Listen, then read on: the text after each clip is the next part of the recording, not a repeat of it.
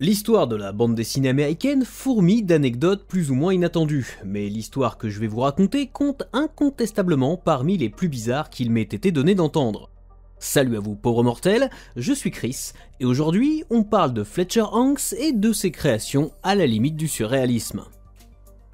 Avec la sortie du premier numéro de Action Comics en 1938, la bande dessinée américaine connaît un véritable cataclysme. Superman, le premier super-héros moderne, est un succès éditorial instantané et le format comic book s'impose définitivement dans les kiosques. Si les créateurs de l'Homme d'Acier, Jerry Siegel et Joe Shuster auront bien du mal à faire reconnaître leurs droits sur le personnage et sur la pléthore de produits dérivés qui en seront tirés, ils n'en sont pas moins à l'origine d'une tendance qui va faire des émules. Les gamins veulent des justiciers costumés dotés de super pouvoirs, eh bien on va leur en donner. En l'espace de quelques semaines, tous les éditeurs ou presque se mettent à commander aux artistes qui travaillent pour eux des histoires de super-héros. Et si Batman, Wonder Woman, The Flash, Captain Marvel ou Namor the Submariner sont parvenus jusqu'à nous, parfois au prix de changements drastiques, vous vous doutez bien qu'une bonne partie des créations de l'époque n'ont pas connu la même longévité. Si Black Cat, Green Llama, Dollman, Black Terror ou Blue Bolt n'ont pas autant marqué l'histoire des comics que Captain America ou Green Lantern, et ce malgré quelques tentatives isolées de les réanimer, il existe d'autres personnages, bien plus exotiques encore, que le grand public a totalement oublié aujourd'hui. Parmi les proto-super-humains des comic books, la justicière Fantoma est tout à fait remarquable. Apparue dans Jungle Comics numéro 2 en février 1940 sous la plume d'un dénommé Barclay Flagg, chez l'éditeur Fiction House, Fantoma est parfois considérée comme la véritable première super-héroïne, devançant la célèbre Wonder Woman de William Moulton Marston et Harry J. Peter, apparue dans All Star Comics 8 en octobre 1941. Cette réputation reste largement sujette à débat, étant donné que Fantoma n'est ni la première protectrice de la jungle, Rima the Jungle Girl étant apparue bien avant elle, ni la première à posséder sa propre série, ce titre revenant à Sheena Queen of the Jungle, ni le premier personnage féminin à posséder un semblant de super pouvoir, l'oiselle du français René d'Anjou ayant pris son envol dès 1909.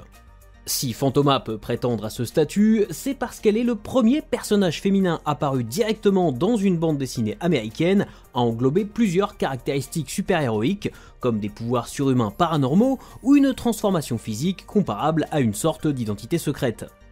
Bien que ses aventures ne soient pas précisément localisées, l'héroïne défend son royaume, très largement fantasmé, de pilleurs occidentaux mal intentionnés, abattant son courroux sur ceux qui voudraient profaner son sauvage sanctuaire.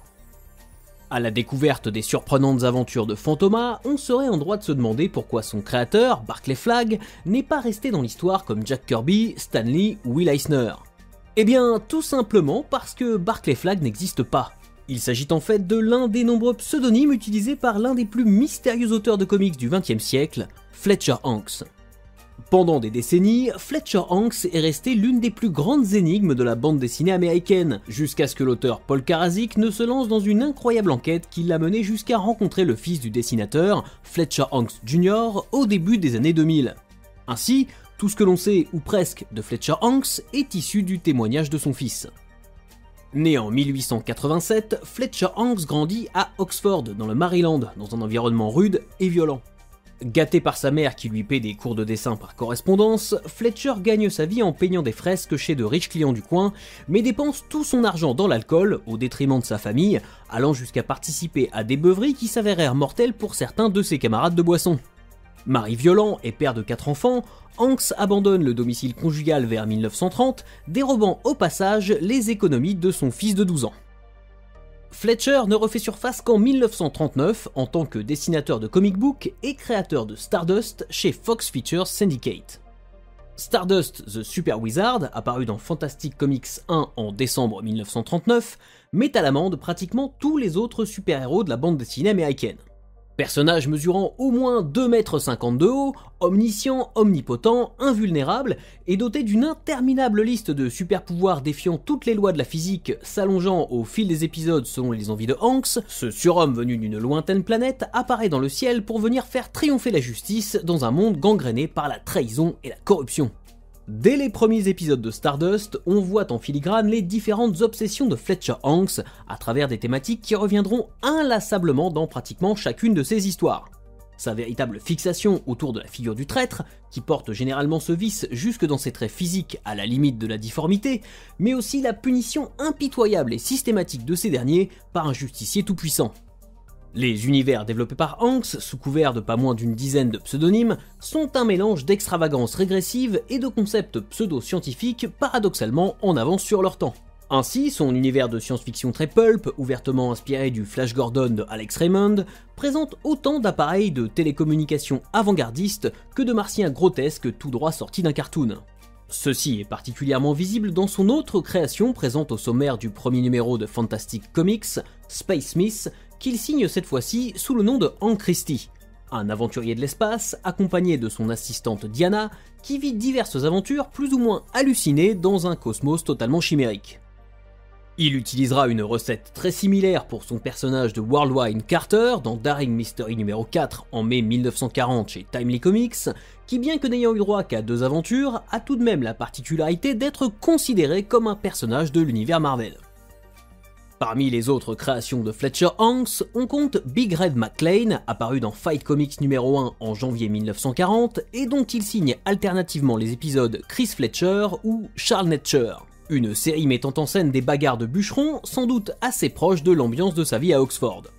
Ici, il est de nouveau question de traîtrise et de brigandage, mais dans le monde du bûcheronnage, qui, convenons-en, est assez inhabituel dans les comic books.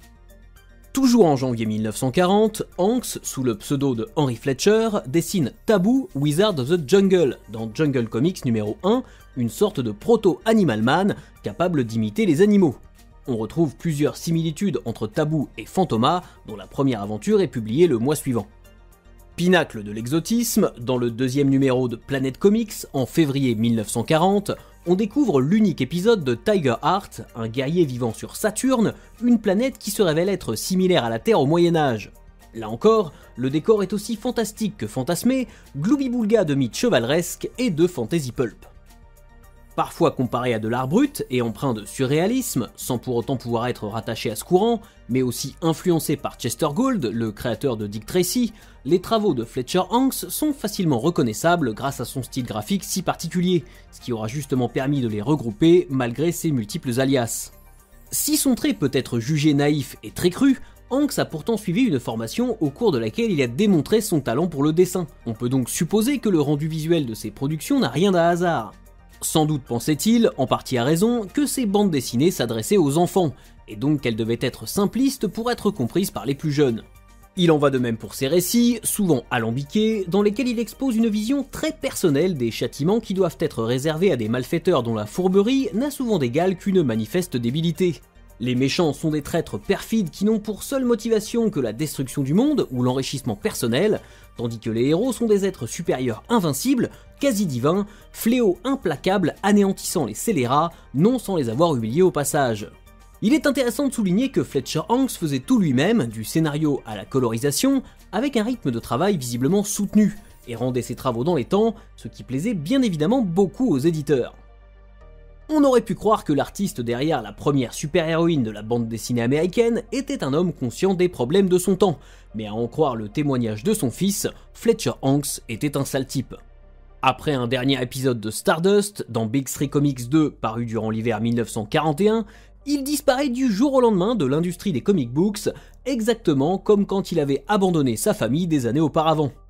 S'il subsiste quelques traces de ses activités à Oxford à la fin des années 1950, on ne sait pratiquement rien du reste de la vie de Fletcher Hanks, retrouvé mort de froid en 1976 sur un banc public à New York. Passé de vie à trépas dans la solitude et la misère, Hanks a peut-être finalement été lui-même victime de la fatalité qui s'abattait sur les crapules que combattaient ses héros. Considéré par certains comme le Ed Wood des comics, avec seulement une cinquantaine d'histoires à son actif, Fletcher Hanks, ou Barclay Flagg, ou Henry Fletcher, reste un artiste dont les travaux, remplis de colosses surpuissants et de vilains difformes, témoignent d'une époque où il n'existait aucune norme, ni pratiquement aucun code pour les comics de super-héros. Il en résulte des illustrés primitifs, aussi cruels que candides.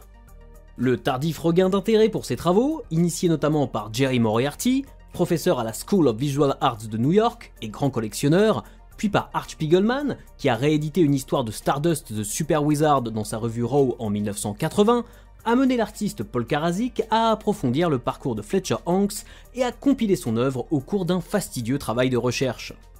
L'absence de témoins survivants de l'époque et la carrière éclair de Hanks, auquel il faut ajouter le peu de souvenirs que Fletcher Hanks Jr. avait de son père, n'ont pas facilité sa démarche. Mais Karazic est parvenu à publier plusieurs ouvrages chez Fantagraphics en 2007 et en 2009, puis Turn Loose Our Death Rays and Kill Them All, The Complete Works of Fletcher Hanks en 2016, disponible en français aux éditions Actes Sud, qui m'a été très précieux pour vous raconter cette histoire. Voilà, si cet épisode vous a plu, n'hésitez pas à le partager sur les réseaux sociaux. Je vous rappelle qu'il est disponible sur toutes vos plateformes d'écoute préférées de Spotify à iTunes, en passant par Deezer et Google Podcast. N'oubliez pas que vous pouvez vous abonner gratuitement à mon Substack pour ne rien rater et recevoir mes articles, podcasts et vidéos directement dans votre boîte mail, sans intermédiaire ni publicité. Si vous en avez la possibilité, vous pouvez également souscrire à une formule payante mensuelle ou annuelle pour soutenir mon travail et me permettre de bosser dans de meilleures conditions. Et jusqu'à la prochaine fois, je compte sur vous pour avoir de saines lectures.